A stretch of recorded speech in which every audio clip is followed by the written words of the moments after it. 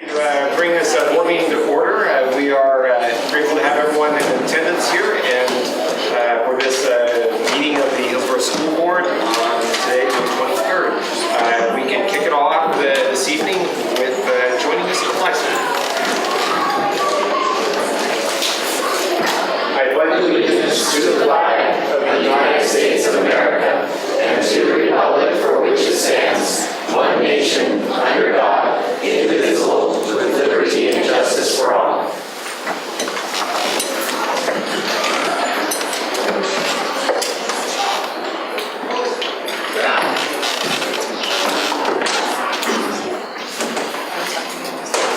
It's my turn to come over to the podium and make some introductions. As is the custom at the school board meetings, we've tried to take the opportunity to recognize groups that are performing outstanding activities in the district and take other opportunities as such. Tonight it's my privilege to talk a little about and invite up some people from our Chinese World Language Program. Tonight, please welcome Ting Zhao and Shuang Sun, teachers from the district's Chinese World Language Program. Hillsboro School District is in its third year of partnership with Oakland State University and Hanban University of China, which provides Mandarin as a world language to approximately 1,200 students in 4 of our schools. Students at Lad Acres and Jackson Elementary Schools and Brown and Evergreen Middle Schools have benefited from learning about Chinese language and culture over the last 3 years through classes, after-school clubs, special events, and even a visit by Chinese students. Please join me in welcoming the Chinese language program teachers, Ting Zhao and Shuang Sun.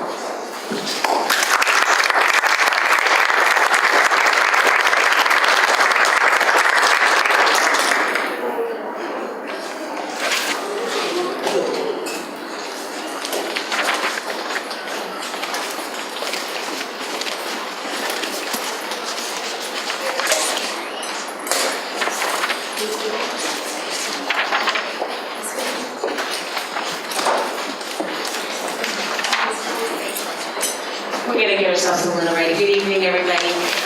We're from Lad Acres Elementary. I'm the principal there, and with me today is one of our 4th grade teachers, Mr. Salzman, and Ting Zhao, who is from our Chinese program.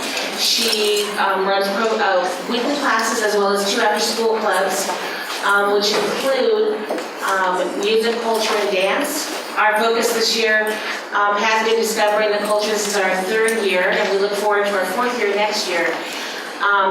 One thing that we do at Lad Acres is we exchange our recorders, which, traditionally our recorders are what you learn when you're in 4th grade.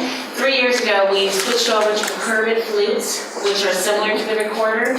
So our 4th grade students, we have about a dozen of them that have chosen to come here today to play with you a couple of songs. One of the things that we're very proud of is what we're bringing to our school next year, which is a combination of bringing science standards into our brand new learning garden and merging that with Chinese culture and vegetables and fruit and plants that you can find both in the United States and in China to show that multiculturalism and that world language and culture for our students. So good evening from 拉里艾克小学 This is Lad Acres. Okay. 老师好 Okay. 3. 我有一只小毛驴，我从来也不骑。有一天我心血来潮，骑着去赶集。我手里拿着小皮鞭，我前进真得意。不知怎么哗啦啦啦啦，顺流一身泥。女生 3, 2, 1, go.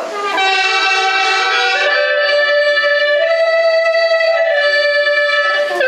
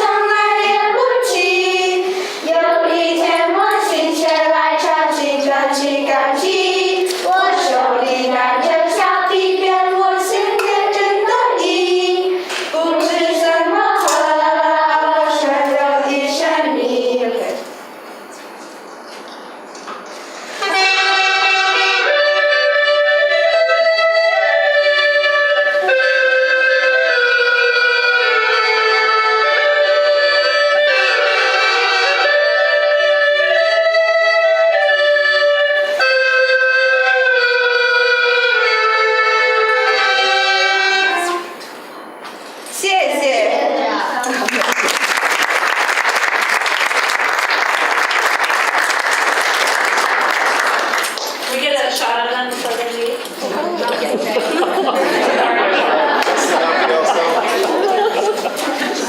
right, you guys want to hold up your instruments? Get close. All right. Ready? One, two, one more. Bev, get the teacher and the principal. Yeah, the teacher.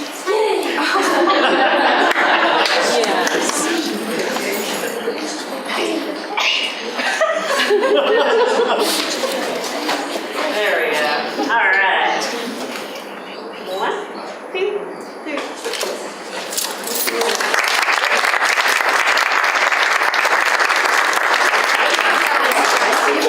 Thank you. Great job. Nice job.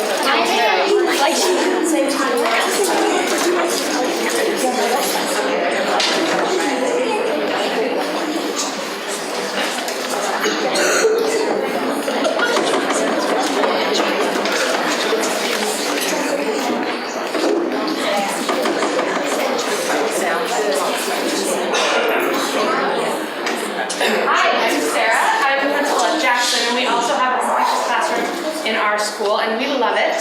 And we wanted to share a few things that we get to do at our school. Next year, we're going to copy the garden from Lad Acres. We're very excited they're doing all the legwork, so we can copy that next year. All right. Ni hao. E-I-E-S-N, and that means 1, 2, 1, 2, 3 in Chinese. In our Chinese classroom, I made this lantern, the Chinese lantern. This is my brother that we made in Chinese, and we did all our Chinese. I like Chinese because we get to do it and mostly say. 我想我讲12、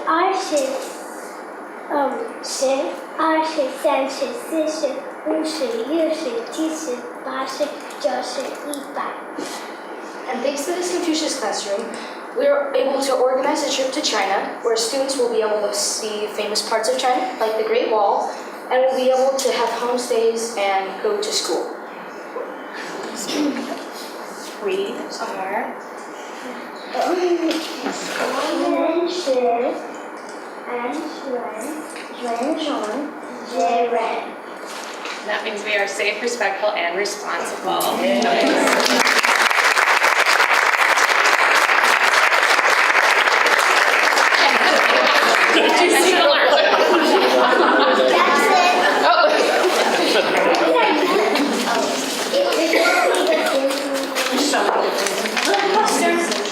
Better than a line. Upstairs, better than a line. There we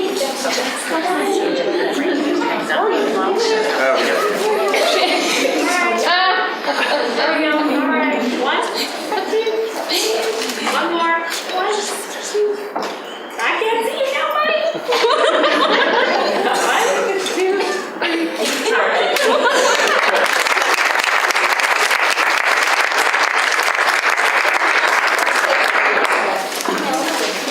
Thank you, guys.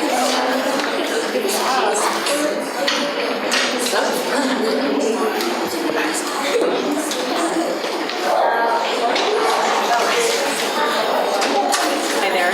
How are you?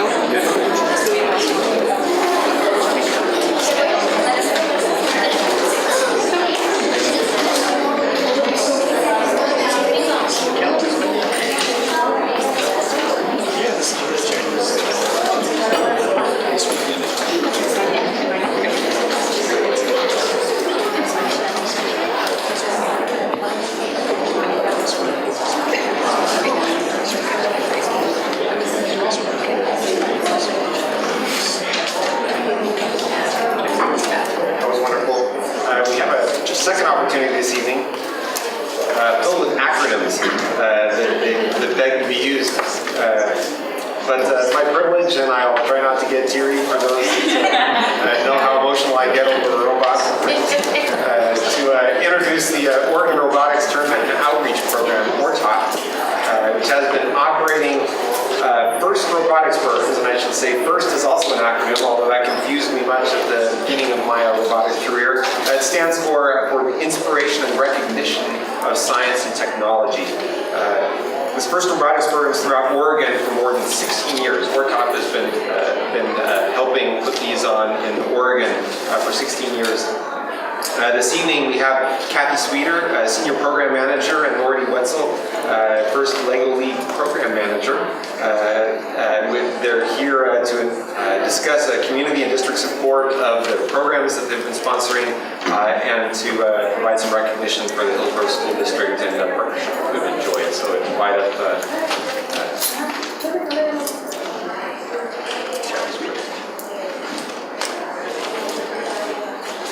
Hello, everyone. We wanted to come, Wartop wanted to come to Hillsboro School District this evening and congratulate you and thank you for your support of our program. When we started this program 16 years ago, many of us did not know what we were getting into. And we needed the support of all of our communities to make this happen. And Hillsboro School District is the gold standard in how you step up as a school district.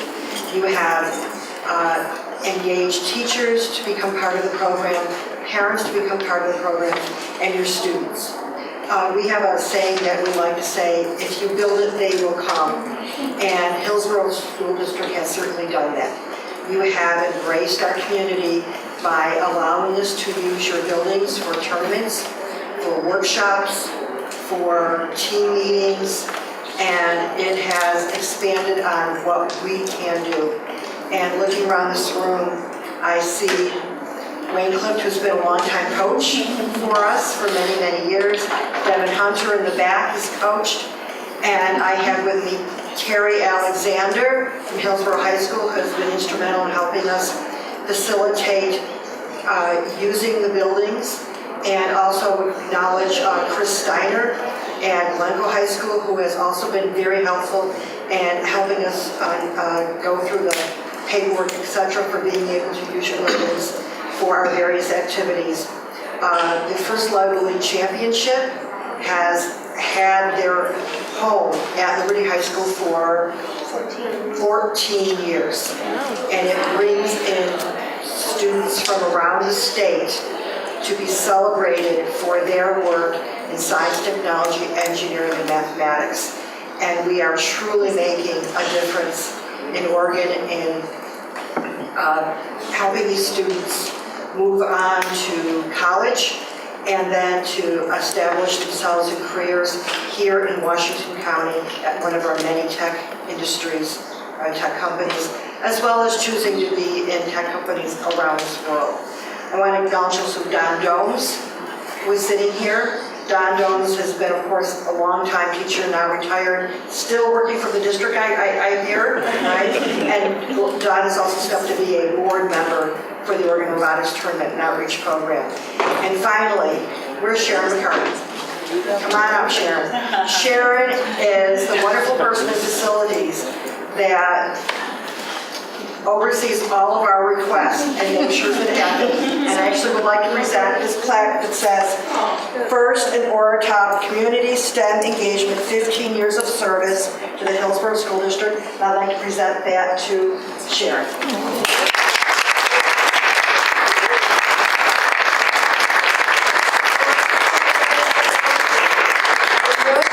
Okay, thank you again so much. And we look forward to working with you. And Sharon and I already talked. We're all dialed in. So thank you again. Don, do you want to join us?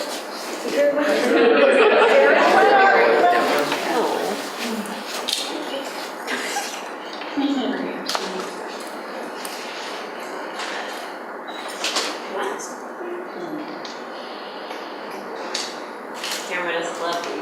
Like that.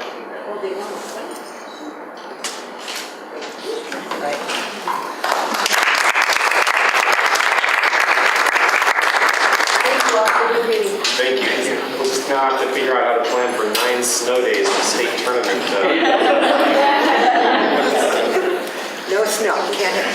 I've been asked by the national organization on June 13th. I am actually presenting on how to recover when Mother Nature strikes. So I'm presenting to an entire globe of partners on how to survive snowstorms. Well, thank you so much.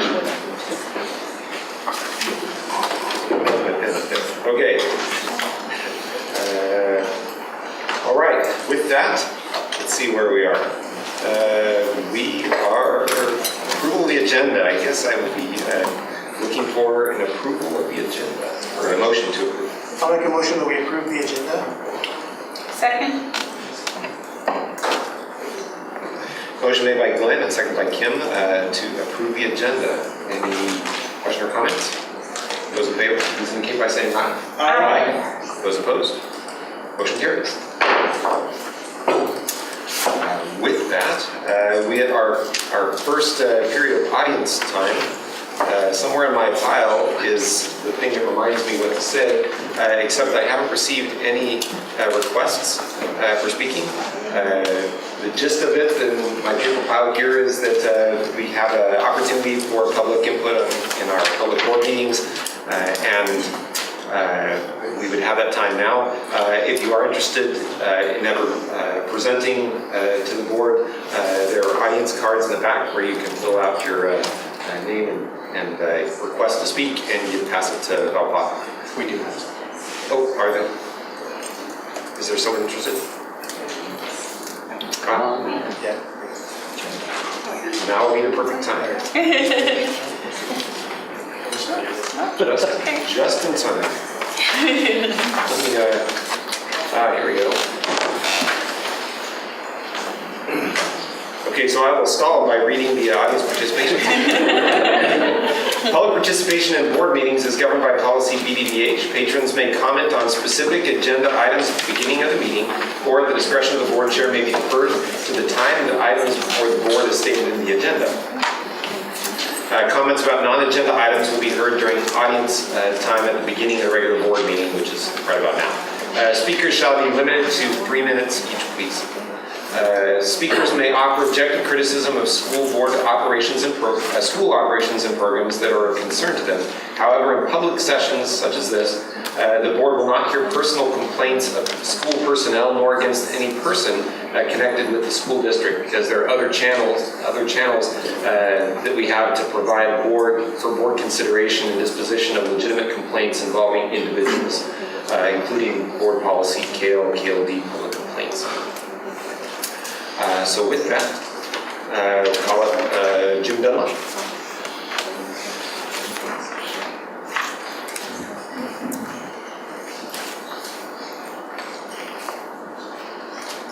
Thank you very much. A couple of years ago, a lot of our band parents and myself were here at a board meeting, and we talked about some real needs, and we wanted to thank you for the arts investment money and for the marching band reinvestment money, and let you know that's made a big difference.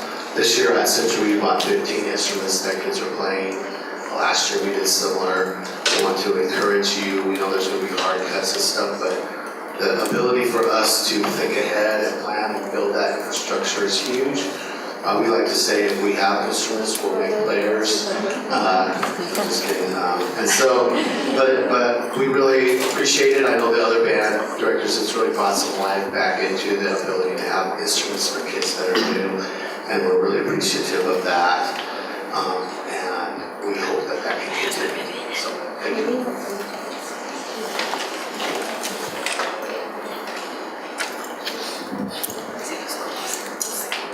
Having no other comment cards, is that?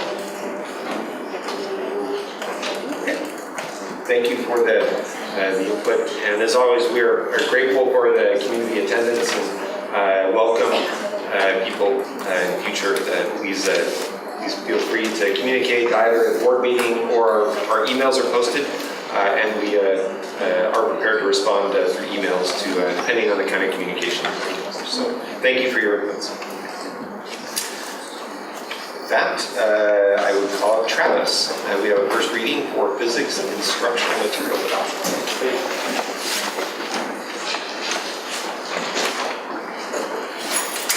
Good afternoon, everybody. It's an honor for me to invite Becky Kingsmith, our coordinator of secondary teaching and learning, and Paul Hansen, a high school science teacher and teacher on special assignment for us this last year, to talk about the recommendation regarding materials and technology for 9th grade physics, or Physics First, as it's called. I'll be speaking tonight on behalf of the Citizens Curriculum Committee as well, because Elizabeth Moore couldn't be with us tonight. So without further ado, I'm going to turn it over to Becky and Paul and add some comments at the end.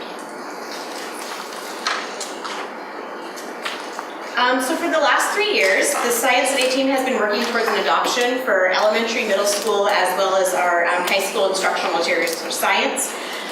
We followed the board policy to identify the strengths and the weaknesses. In our science program, we've developed the goals around this and are currently wrapping up the process for our science instructional materials and technology recommendation to the school board.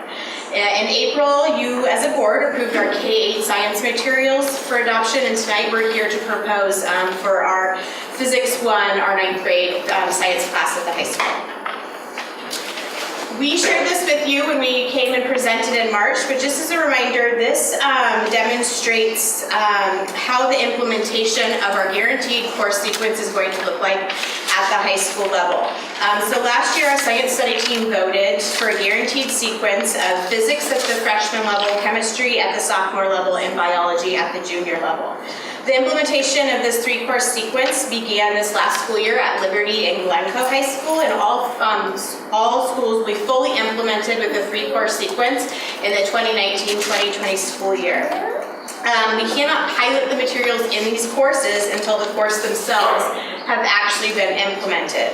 So this means that the pilot and recommendation of the high school science materials will occur over a 3-year period. This timeline that we have up here, as well as you guys have with you, outlines exactly what courses will be implemented when, and when the materials will be piloted for that. So this evening, we are just proposing the materials for Physics 1, and we will return over the next 2 school years to propose our materials for chemistry and for biology. Paul is going to share what we piloted and the process for that.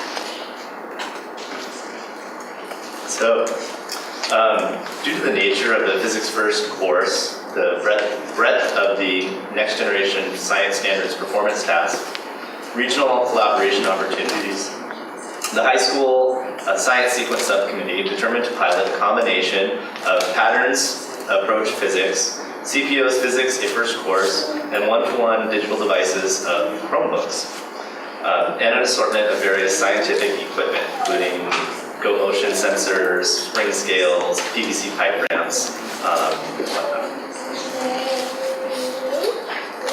The Physics 1 Adoption Committee, which included all 7 of the Physics 1 pilot teachers, planning team members from Century High School and Hillsboro High School, as well as the district science TOSAs and the high school district administrators, recommended a package that included technology option A, our text option B, and the materials for the Patterns Physics course.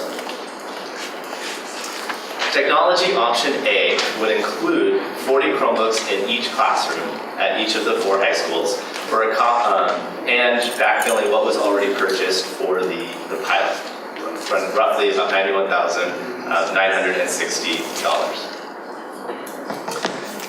Option B for textbooks would include class sets of CPO's Physics A First Course, along with digital access for each classroom, and backfilling what has already been purchased for the pilot at about $36,100.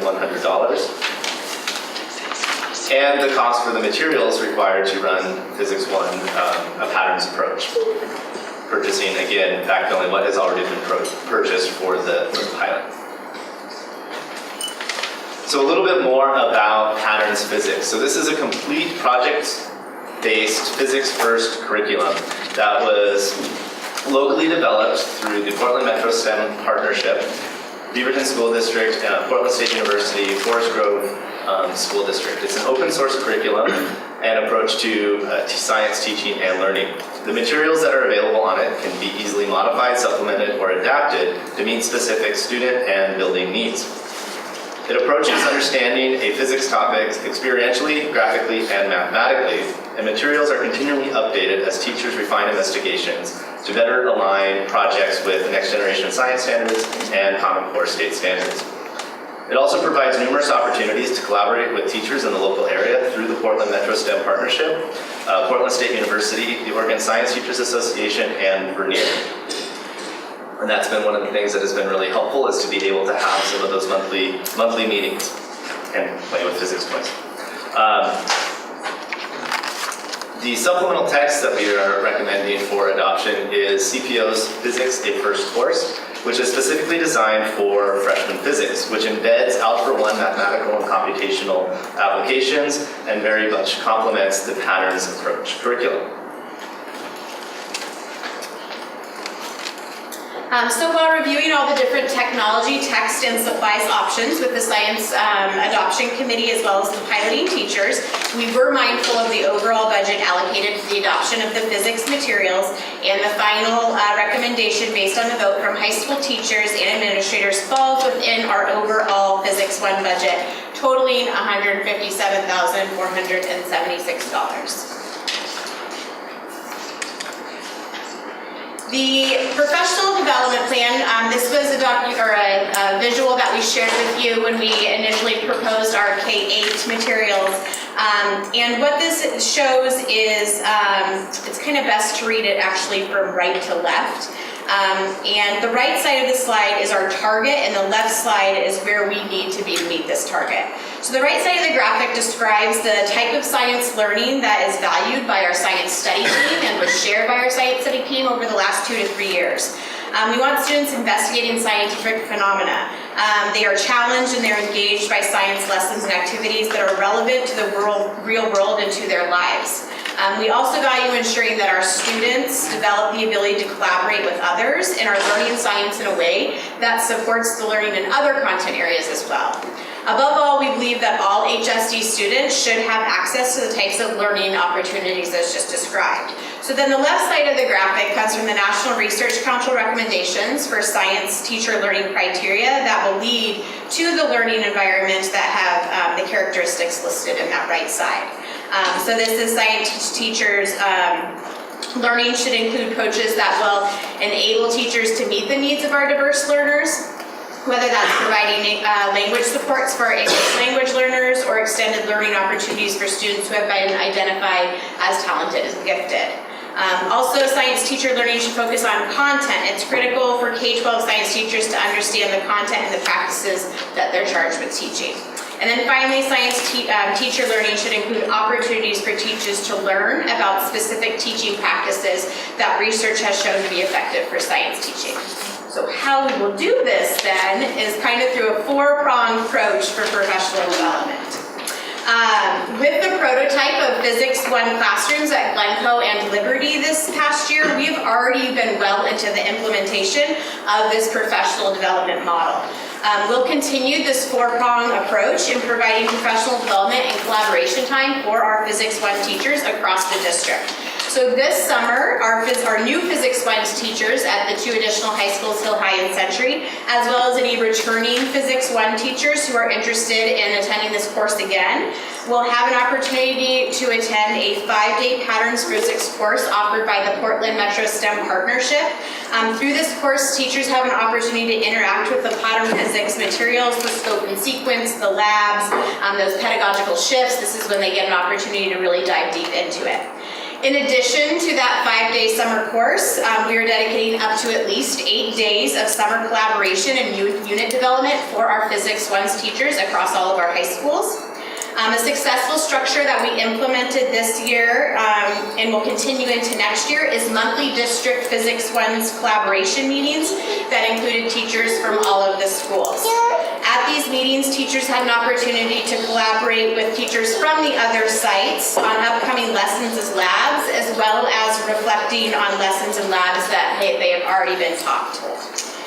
And then finally, at the building level, the Physics 1's teachers will be in professional learning communities with common prep periods. That's a model that we had at both Liberty and Glencoe this year in order to allow on-site collaboration and data reflection from the learning that has taken place in their building. So Travis will share the feedback and the recommendations from the Citizen Curriculum Advisory Committee. On May 1st, the CCAC listened to the presentation from the science study team and voted unanimously to move forward to the board the recommendation that you all approve the recommendation of the study team. But I wanted to talk a little bit on behalf of Elizabeth about some of the questions that they had. One was that it seems like the opinion of the piloting teachers was strongly favorable to CPO. What was it that made that text so desirable? And The answer to that was that the physics textbook itself is well aligned to freshman physics in particular, the delivery of physics in the freshman year, and aligned to the math concepts that are co-developed along with those physics concepts in the freshman year. Another question was, the other note on that was that students have expressed that they like to be able to go back to that textbook. So like with the math adoption, there's some notion that we invest in hard textbooks as well as digital materials and PVC pipes for physics. Is the textbook up to date? And the answer to that is that the copyright in the textbook is 2018, and that the digital version of it will be updated ongoing. A question about open source. How do these open source materials get updated, and are they available to everybody? How does that work? And the answer to that was that all the resources are available online. There are lessons, a lot of them are in the form of a PowerPoint that's made to be delivered by a teacher in a classroom, and that they're editable and modifiable by teachers at each of our campuses and across the Portland Metro STEM partnership, so that teachers can customize them and that teacher groups can modify them over time. So a couple of the things that were seen and commented on when we looked at physics instruction happening in the freshman year were Barbie bungee jumping, where small plastic dolls were flying from second-story terraces at Glencoe High School and then trying to bounce within a certain range. So the force was being calculated about how the doll fell and then bounced back up into the zone or not. Things that I didn't understand mathematically were happening, and but that those concepts were being developed by applying the skills that students had learned in algebra. And then the question was asked, is the same process followed for vetting those types of materials that are open source as we use for textbooks?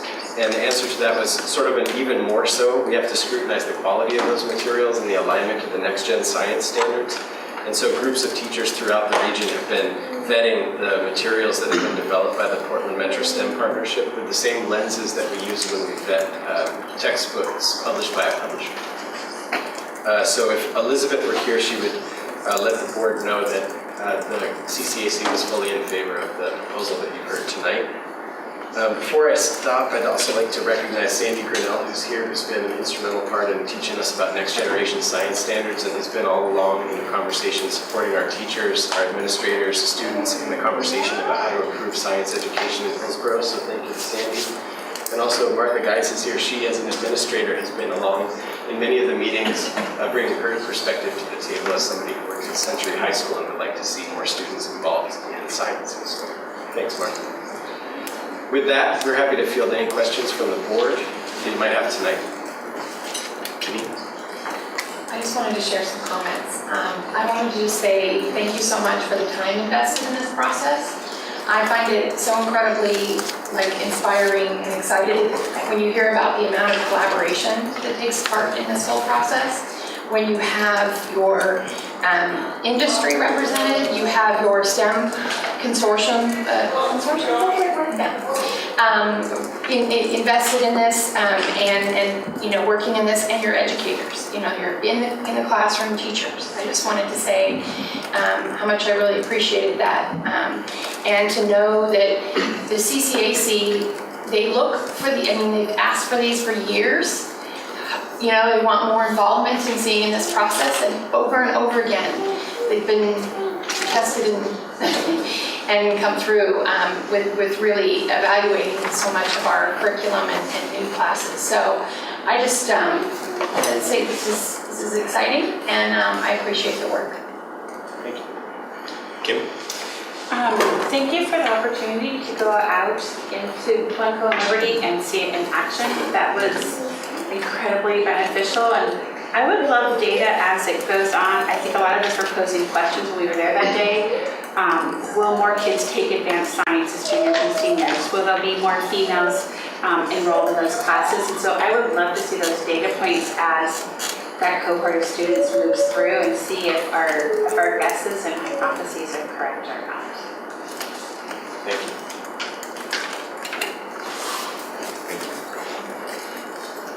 Any other questions?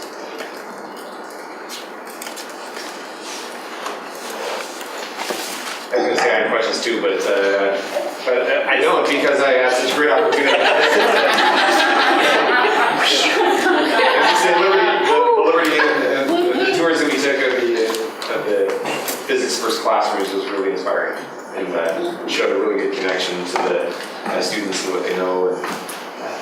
how they can connect at an early stage. I echo Kim's statements. I'd really love to tie it all together and show how that's affecting more students progressing through science.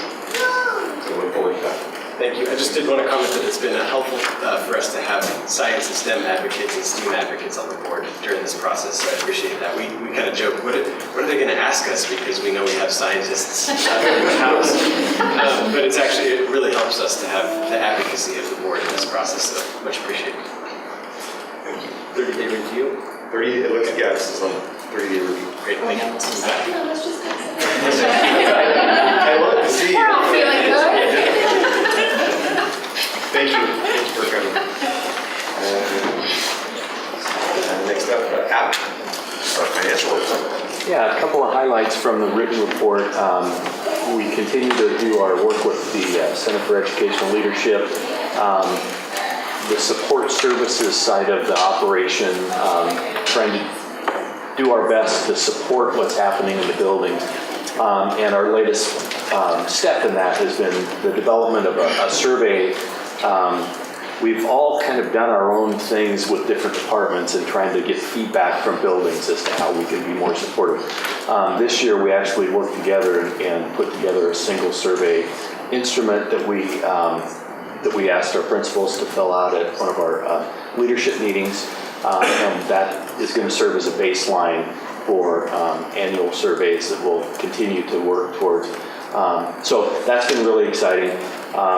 We have a new baby in our office. Jeff Jones, our auditor, is home right now with the baby, but he comes back on the 29th, I think it is, and he'll be met by our audit team from Welcome back. Let's look at the books.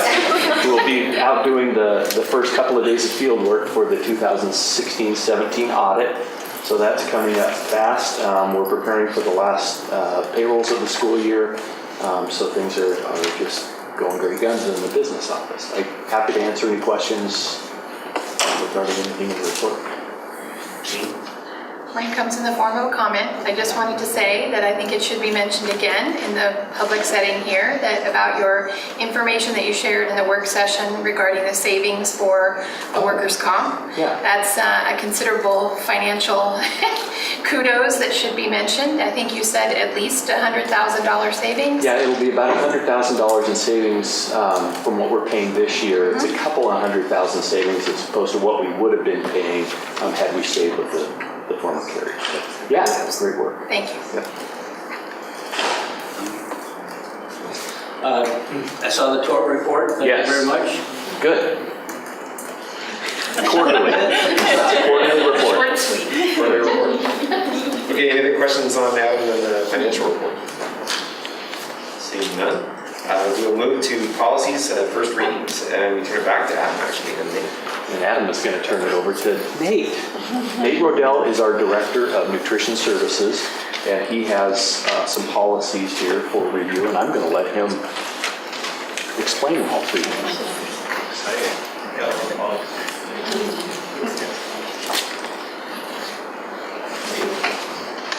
I have to admit I was looking at the financials and got distracted. Okay, so in your packet you have a few policies. I'm just going to briefly touch on the changes to those policies, and if you guys have any questions, I'll write them down. This is for first reading. The first one we're going to look at is EFAA.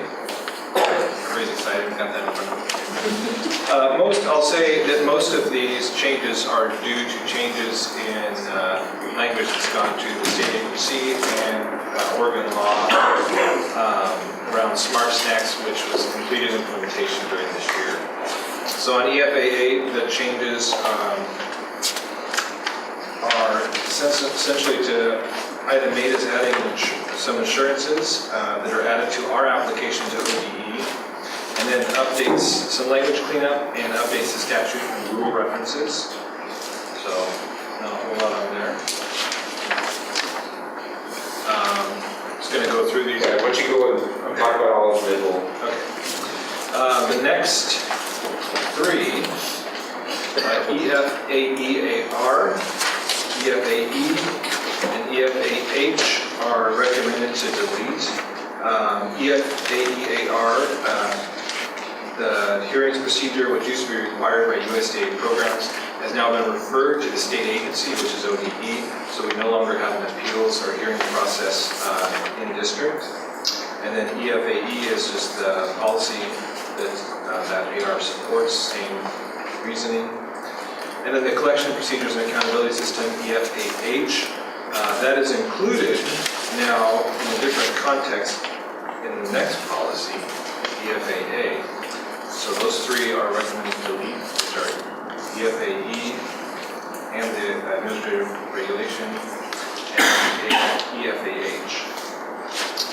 Okay, on to EFAA AR.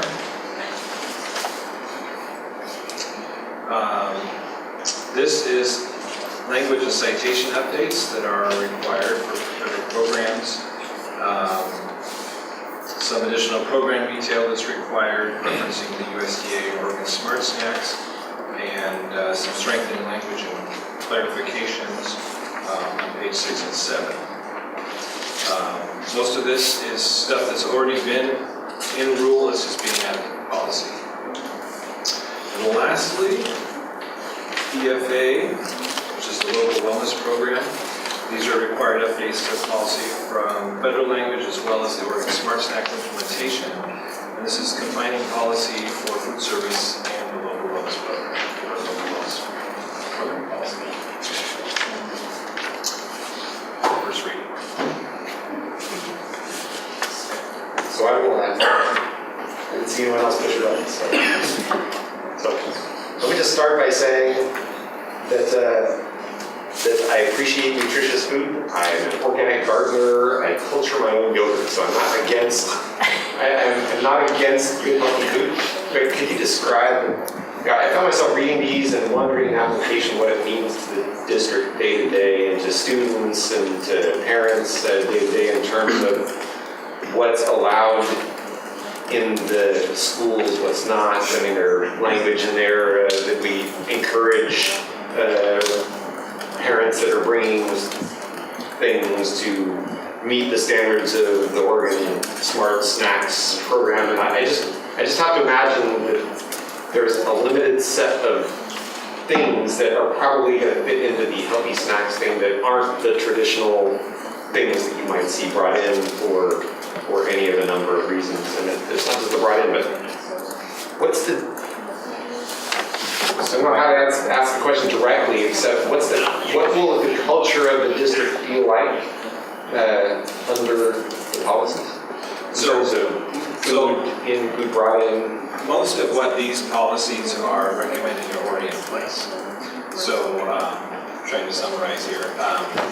Smart Snacks is kind of an evolution of something that started in 2008 called House Bill 2650, or 2651, where basically it was surrounding getting products like Coca-Cola and candy bars, that kind of stuff out of schools, because they found that research shows that's not good for kids' brain, right? And so then as the federal government got on board with that, the USDA, they decided that, well, maybe our program should be healthier too. Maybe donuts and chocolate milk for breakfast isn't the best either.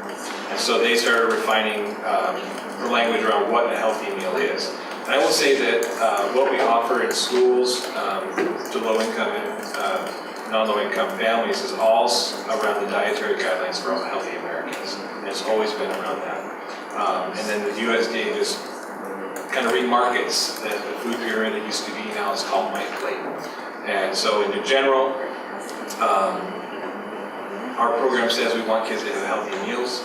And the My Plate is just a logo of a plate of a cup of milk. Half of that plate is fruits and vegetables, half of it is protein and grains. And that's, in a nutshell, what we push. And in this district, we have a strong program providing fresh fruit and vegetables as well as balanced with the canned and less fresh, I guess, preserved things. But also whole wheat and whole grains are required. And we get donated foods from the USDA as well as procuring local foods as well. So, kind of. I'll expect it, I guess, maybe in the lines of I know historically fundraisers, selling candy bars. Butter braids or what was or a variety of things that might be happening, maybe PTA sponsored carnivals and student-led event. I mean, there's a number of things where there's food involved, and does this touch on prevention of these blocking? The premise is that, and the local wellness being part of that, is that schools model healthy behavior.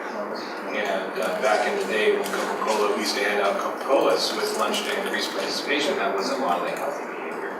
And so the idea of its recommendation to look at fundraisers as well as rewards and classroom rewards and birthday parties such as that we want to model those healthy choices for kids, so that we're recommending that we actually do that in our practice. So I still don't know if I'm answering your kind of goal when you're asking. I don't want to believe it. Yeah. I didn't get from that whether principals decline the fundraising requests, or is there a level of control over things that changes? The language is permissive as far as fundraisers. The language is descriptive when it talks about during the school day, but outside the school day, it is preference. So it's asking them to recommend they choose healthy things for fundraising and classroom activities, but it's not required except for the school day. Thank you. Janine? I just wanted to take an opportunity, since you're right here, to say that I had an opportunity, and I've shared this with the board before in here, to say that I've had the opportunity to go in front of fourth graders and talk to them. And in the role that I'm in now, they've talked about bill ideas. And the very first bill idea that was presented to me was on a scroll of paper, fourth graders, mind you. And I think it was Miss Sell, Miss Page, and Miss Jones' class at Plum Elementary. And I think this one specifically came from Miss Page's class. And they quote, I say it, they said, culturally specific and healthier food options in our cafeteria. That was from fourth graders. And I just think it's amazing. These kids are very concerned about, the food options that they have in their classroom, in their schools. And I just think that's pretty amazing for fourth graders to say, hey, so. Yeah, thank you. I do think there has been a cultural shift, I believe, in youth and what they seek to eat, and that's all great. Right? Good food service route, we're looking for that sweet spot. That, and they want to eat it. Good. Any other questions? Thank you. So that is also on the screen. So for these, as the case, these will go on 30 days from now, or be a meeting that hits that approximate timeline on the consent agenda, unless we get specific feedback that would warrant to bring it out of consent. Next up, I will be looking for a motion to approve the consent agenda. Move to approve the consent agenda as presented. Second? Motion made by Kim and seconded by Lisa to approve the consent agenda as published. Any questions or comments? Seeing none. Those in favor, please indicate by saying aye. Aye. Those opposed? Motion carries.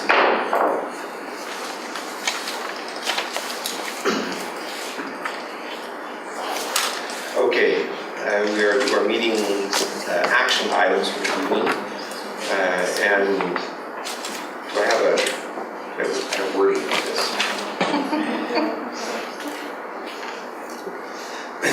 Okay, I hereby recess this meeting of the Hillsboro School Board of Directors and call to order. Let's on first. You're right. Okay. You don't want to switch that? He was just testing us to see if we were listening. That's nice that you're paying attention. I appreciate that. Okay. I guess we'll have Mike and Adam go first with the acting on the recommendation. Can we go on 17? Okay. So tonight is kind of a culmination of a lot of work that a lot of people have done over the last several years in looking at our facilities, looking at our enrollment projections, and looking at growth within the community, both from our long-range planning committee and from our bond advisory committee. We've got representatives here from those board members, audience members. And as you'll recall, we came to you in April with an initial recommendation from the bond advisory committee to the superintendent for a $408 million bond issue to be placed on the November 2017 ballot. This would generate or would provide the list of projects that you see on the situation page. The good part about this, in addition to doing a lot of great work, is that this is really a renewal. We'll be able to accomplish all of these things without raising the tax rate for our voters. So I think you've all seen throughout the process what was included in the package, but I'm happy to answer any questions regarding any of that. But assuming we get approval tonight, then the real work begins, as Kim pointed out in the work session. So. Thank you. Questions? Well, no, we've got Glenn, if it's a clarifying question for Adam. It was just a comment, actually. Basically, I just want to say thank you to publicly acknowledge everyone who was part of the committee. There was a lot of work, both in the sessions and before the sessions and around, and I really do feel like we came to a really good decision there. So I appreciate being part of that, and I wholeheartedly support it. And Monty? Yeah, I'd just like to say the bond advisory committee, like Glenn said, has done all the work for us. Their recommendation is sound. And I'd like to move we endorse the construction bond proposal for the November 2017 election and direct staff to begin communications regarding the proposal and to prepare specific documents necessary to meet legal and informational requirements of the election laws. Second. Motion to move forward on this item made by Monty and seconded by Kim. Any questions or comments? Kim. I wanted to thank Monty and Glenn for their work on the long-range planning committee the last couple of years, serving as board representatives, because that paved the way to the bond advisory committee and to staff who are often our unsung heroes in what is very large work. And so I really appreciate thoughtfulness, not only of the leadership team of that committee, but the staff members who chose to be a part of the advisory committee, as well as the community members. It was a diverse group and a lot of work, and I'm just incredibly thankful. I feel very prepared for this. Jimmy? I just wanted to add my kudos and thanks as well. And when you looked at the size of the committee and the broad representation that we had and the opportunities for people to pile into a bus and start taking the visual road show and seeing where people were coming through with questions and comments, I was excited to be part of that process on a day's journey that you had. And to say that the amount of time that was really put into this, I mean, the staff especially, and then the folks in the committee, and this is the community members who showed up to come to the bond meetings. This is a community investment. This isn't a school district, a school investment. This is a community investment that we're looking at. And Hillsboro being the 4th largest district, we represent so many activities and so many things across this district that people realize that our schools are the center parts of a lot of those activities in our community. And so it's an exciting time, but it is a time where however you can get involved, you roll up your sleeves and you jump in and you do it. So I'm excited to be a part and a role, whatever I can do, and thank you so much. So I just want to echo the thanks to the committee. I think that the work that has happened over the last year or so, once the larger committee has been pretty stellar. And I agree with what Kim said, that I think that we're pretty well prepared for this, and I think we're going to have a lot of great information from folks who are going to go out and are our key communicators about the bond campaigns. And so I'm really excited about that. I'm also excited to jump in and help however I can. Moving forward until November, which is actually a lot sooner than we think.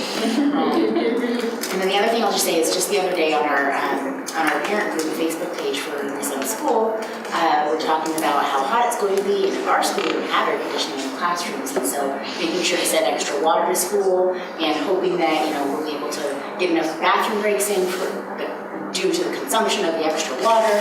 And one thing we don't really think about how something like that can actually impact learning time in the classroom. But even though we're talking about a geo bond, right, and not necessarily like a classroom levy, it's going to impact the learning of a lot of our students in a big way. So I'm really excited. I'm excited for November. Hopefully we'll have a positive election. That should be great. All right. I would also express my appreciation that I will do it by calling for a vote. All those who can approve this bond recommendation as submitted, please indicate by saying aye. Aye. Those opposed? Motion carries. Thank you very much. Nice work and lots of work ahead.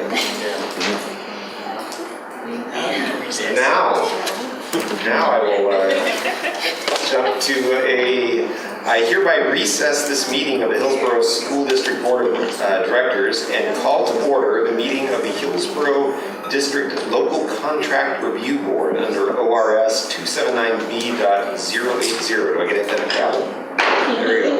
Recessed and convened as the Local Contract Review Board. And as a responsibility of that board, we will hear from Adam and Nate about the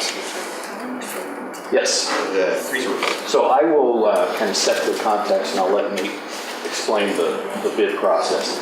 Last summer, we discovered that our nutrition services freezer, which is housed over at our maintenance facility, what was the issue that caused the iceberg? An electric fan that circulated moisture out from underneath the concrete slab was turned off inadvertently, and then it allowed frost to accumulate. And once it accumulated beneath the slab, there was no way to vacate it without shutting everything down. So it's just they've since tried to remedy it, and it's not working. It's actually increased it. So what's happened is we have a large block of ice underneath our freezer that's growing, pushing the floor up to the point now where we can't access a portion of that freezer with our forklifts to move product around. So we have been working throughout the year to figure out what the solution was, if we were going to be able to melt this thing and repair it. And what we've come to you tonight with is a proposal to replace that freezer with a new freezer in the same location out in the maintenance facility, and to eventually then, once we've turned off the freezer, we've eliminated the ice, to create a refrigerated storage area out of that freezer. That will provide us the increased capacity in both frozen food and refrigeration that we need for our new schools that we'll be building, and will, in the long run, will save us a lot of money. One of the costs that is associated with this, if we don't move forward with this and try to repair the existing facility, we have to move everything that's in there out. And what was the cost per month to store frozen foods? It's about 800. For a year, it's about $100,000. At $100,000 to store that stuff offsite, yeah. So what we've come to you with this proposal to replace that freezer with an above ground freezer that has no slab underneath it that we have to worry about ventilating at a cost of $400,000, and that we use construction excise tax money for this project. So, do you want to talk about why we had to convene the local? So we have worked with vendors within Green and other vendors to identify the problem and find solutions. And Smith & Green is, we're able to use them under a cooperative contract with ORCAP, the Oregon Procurement Service, through the Department of Administrative Services and the state of Washington. And so with them and Imperial Refrigeration, we work together to find a solution. And so to use them, since they've been working on the project with us, we're able to access this contract. But because it's over a $250,000 threshold, we need the board to recognize the contract. So that's why we're moving forward on that. And then the two components, Adam mentioned CET fund, but also this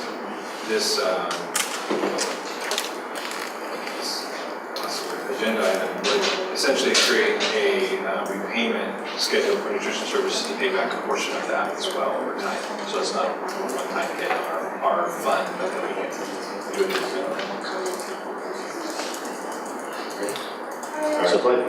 So on the process of selecting the vendor, obviously this is a preferred vendor through the cooperative contract that we have. That's always a plus.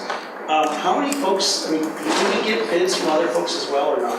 No, this bypasses the bid process. The state of Washington's done that open bid process for us. So that's a cooperative procurement, means that they followed all the rules that we're required to follow, and it's essentially a permissive contract. So we're taking the work they did and applying it for our project. So they got pricing and advertisement and evaluation and all that according to our rules. Thank you.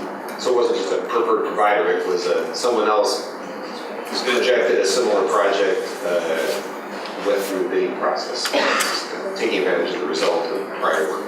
Correct. That's all it takes. Yep. See no further questions?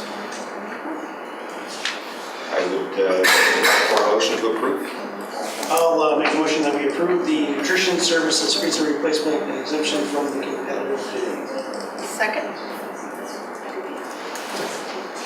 Motion made by Glenn and seconded by Janine to approve the nutrition services freezer replacement, the exemption from competitive bidding. All those, any further questions or comments? All those in favor, please indicate by saying aye. Aye. Those opposed? Motion carries.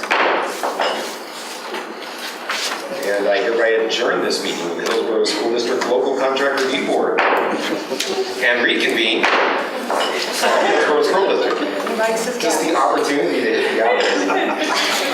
Very exciting. Very exciting. With that, we're kind of running out of agenda topics, so we might get out of here early, but it is our opportunity now to invite up our the Northwest Regional ESD and our union representatives for their reports. Let's see the ESD, so HGA. Proceed in the order they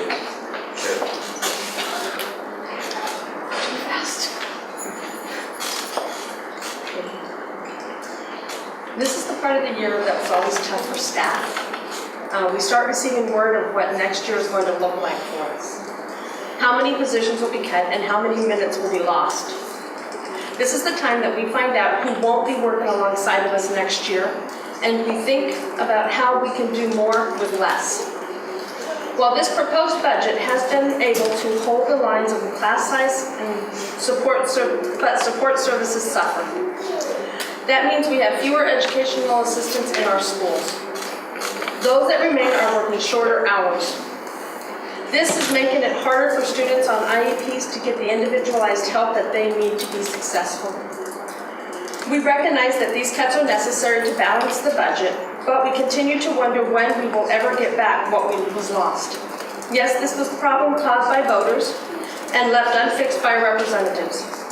But we believe that things will get better, that one day policymakers will make public education funding a priority, and we will stop discussing cuts. When that day comes, will classified get back what was lost? Will our education assistants always be shorthanded? Will we ever get back to a day where they can stay after school to collaborate with the teachers, do the paperwork, and prep for the next day?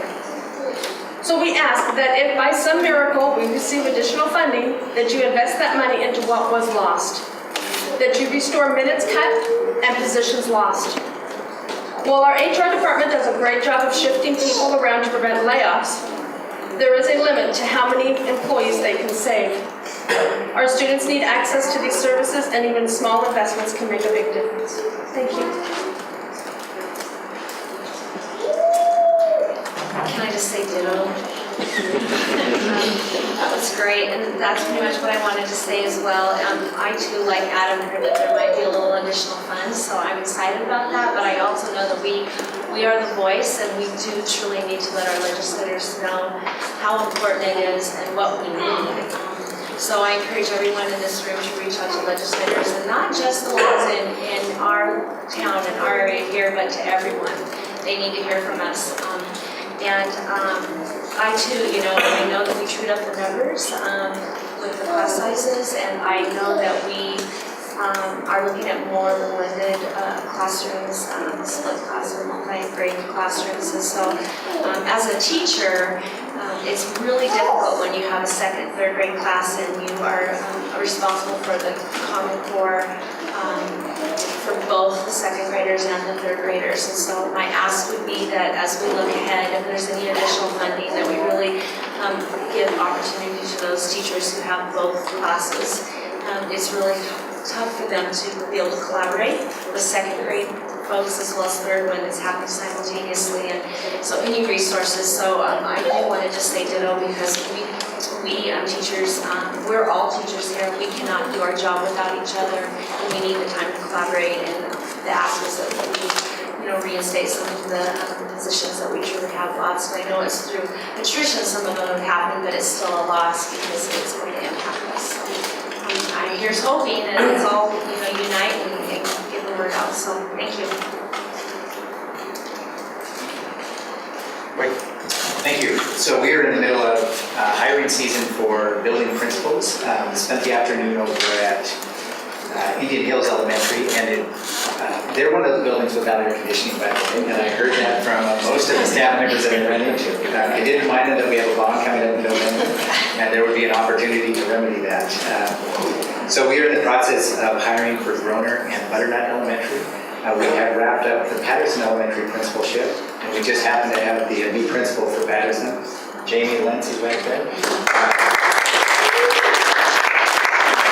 Jamie is currently the dean at Witch Hazel Elementary, and prior to that she has been at Blueberry, where she was an instructional coach and a teacher. Highly respected and very excited to have her on board. By the way, she's sitting, the other lurker there in the crowd that shows up to board meetings Gina McLean, and she's finishing up a highly successful first year at Lines Elementary. So welcome to you. And I'm a lurker in the nicest possible way. So I would also like to thank everyone that ran for the board election. I think the fact that we had so many people in our community that were wanting to participate in that process, I think that speaks volumes to the importance that the community puts on this position. And for all of the candidates that participated, thank you. Anxious to thank and reflect with those folks that have served on the board, as we will do that in June, as well as getting to know the new folks that will be joining the board. So again, thank you for your participation. The main thing I'd like to talk about is our bond that passed, and well, we didn't pass the bond. We are moving forward with the bond as a result of the vote that was taken this evening, and that is 2 years of incredible work that's been done. Adam and Beth are two of the staff members that have worked just tirelessly on that. We've got board members that have been involved in the long-range planning committee for years. We've got board members that participate in the bond advisory committee, community members that have participated in that, and all of that incredibly important to get to this point. Specifically, I'd like to thank publicly Jerry Willie and Deanna Palm, who co-chaired that bond advisory committee, and put their positive work behind that to bring us to this point. And I guess I would end by saying it's been a lot of work to get to this point, but we're happy to do that work. And the reason we're happy to do that work is that the students deserve the quality and the opportunity that this bond will bring. So we're anxious to get to work on that. Okay. Board of Directors time. Start down with Monty. I don't have anything to write. I don't have anything either. Sorry. Janine. Can't say that. I was like, when you were talking about getting out early, I thought you were going to say, so cut your comments short. I'm like, oh no. Okay, first one, I had the opportunity to go and tour CTEC, which is the CTE Career Technical Skills Center over at Salem. super excited. It is an amazing program. Again, it kind of took me back to the reflections when we went as a board and group to go see the Clark County Skills Center. I am in such a strong position of saying, we need one in Hillsboro. We need one in Hillsboro. These opportunities for these students, for manufacturing, for cosmetology, they have a Disney, someone who used to work for Disney, who does all their design and their CAD. It was an amazing program, and students were incredibly engaged. They spent 2.5 days there, 2.5 days in their classroom at their school. They also use, and I don't know the terminology for this, but is it applied concepts to, so they do their English and their math at the CTEC. And they do it according to if they're in manufacturing or if they're in cosmetology. I mean, whatever the program is, they apply those skills to what they want to do. It's amazing. So if you have an opportunity, I also had the real sweet opportunity to go to, I thought you were telling me to hurry up, to Colorado, to a workforce training.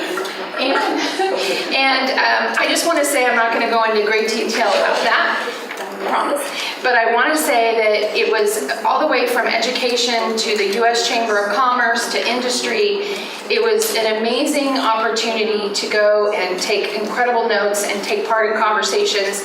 And this idea of really the focus looking forward, maybe looking at less degree focus and more certification focus for industry needs. Because gone is the day where a lot of students can say they're in this job for a long period of time or many years. A lot of them go to different jobs. That's just the way the industry needs are. So I could go on, but I'm not going to. Number two, I want to say that I had the opportunity to go to the Adapted PE Field Day on Friday at the stadium.